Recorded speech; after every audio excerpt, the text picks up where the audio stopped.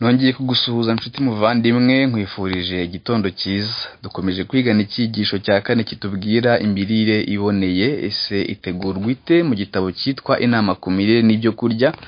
Tugeze ku kagingo k'130 kuri page ya 92. Mujye muhora mwiteguye umushyitsi udasanzwe. Ababyeyi bamwe bagerera ingo zabo ibyo kurya kugira ngo bashakire abashyitsi ibyo kurya byo kwinezeza bihenze.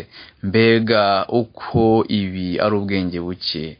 Gutegura ibyo kwakiriza abashyitsi bikwiriye gukorwa mu buryo bworoheje cyane, muzirikana cyane ibyo abagize urugo bakeneye kurusha ibindi. Gutagaguza no kwimenyereza bitari ngombwa akenshi bituma igikorwa cyo kwakira no kwita ku bashyitsi kitazana imigisha aho yari ikenewe.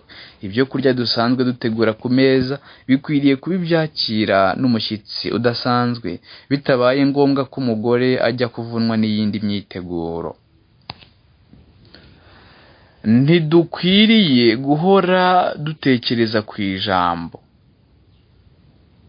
Ntimugahangayikire ibyo kurya bishira.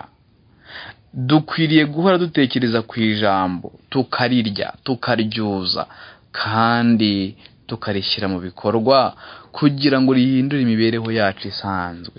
Uhora arya ijambo rya Kristo buri munsi azajya abera abandi urugero mu kubigisha ko badakwiriye guhangayikira ibyo kurya by'umubiri cyane kurusha uko bahangayikira ibyo kurya by'ubugingo.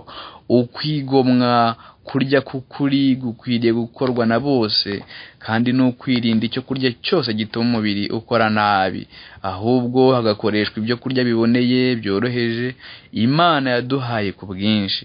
Ntabwo dukeneye guhangayikishwa n'ibyo tuzarya ndetse n'ibyo tuzanywa by'igihe gito, ahubwo tugomba guhora duhangayikishijwe n'ibyo kurya mvajuru, kuko ari byo biduha ubuzima bwinshi kandi busendereye imibereho yacu y'iby'umwuka ikeneye. Ingaruka z'ivugurura rizanwa no kubaho imibereho yoroheje ni izihe nshuti yanjye? Tubaye twambaye uko bikwiriye mu buryo bworoheje, twirinda kugendera n'ibigezweho, tubaye ibihe byose dutegura ku meza yacu amafunguro yoroheje agizwe n'ibyo kurya bituma tugira amagara mazima, tukirinda ibyo kwinezeza n'ibirenze urugero. Amazu dutuyemo abaye yubatse mu buryo busukuye kandi ibiyarimo nabyo bikaba ari ibintu bisukuye, ibyo byakwerekana imbaraga y'ukuri kweza, kandi bikaba ikibwirizwa gikomeye kibasha kwemeza abatizera. Ariko niba twisanisha n'ab'isi muri ibyo bintu ndetse tugashaka no kubarusha mu bintu runaka bijyanye no kwiyerekana, ubwo rero ukuri twigisha ntikuzaba kugifite imbaraga kuri bo. Ninde se uzizera ukuri kweruye kw'iki gihe tuvuga, mu gihe abavuga ko bakwizera barangwa n'imibereho igaragaza itandukaniro hagati yo kwizera kwabo n'imirimo bakora?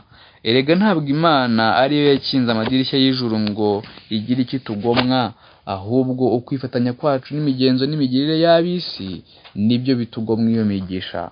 Kristo yagaburiye imbaga y'abantu benshi cyane kubw'igitangaza cy'imbaraga mvajuru.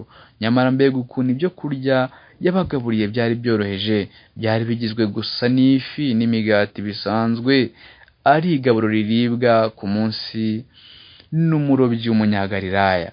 Kristo yashoboraga guha abo bantu ibyo kurya bihambaye, ariko ibyo kurya byari gupfa gutegurwa kugira ngo bihaze irari gusa, ntibyazaga kubaha isomo rifitanye cyangwa se ribafitiye akamaro.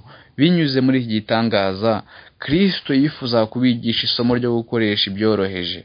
Iyo abantu b'iki gihe biyoroshyaga mu myambarire, bakagira imibereho ikurikiza amategeko agenga ibyaremwe nk'uko Adamu na Eva bari bameze mbere na mbere, imiryango yaba ikungahaye kubyikenera. Ariko kwikunda n'umururumba byazanye icyaha n'amakuba, bitewe n'umurengwe ku ruhande rumwe n'ubukene ku rundi ruhande. Iyaba abahamya ko ari abakristo barekeraga gukoresha ubutunzi bukabije mu kurimbisha imibiri yabo n'amazu yabo, kandi bakirinda kuzuza ku meza yabo ibyo kurya by'ubwoko bwinshi bigirira nabi imibiri yabo, babasha kuzana amafaranga atagira ingano mu nzu y'ububiko y'Imana.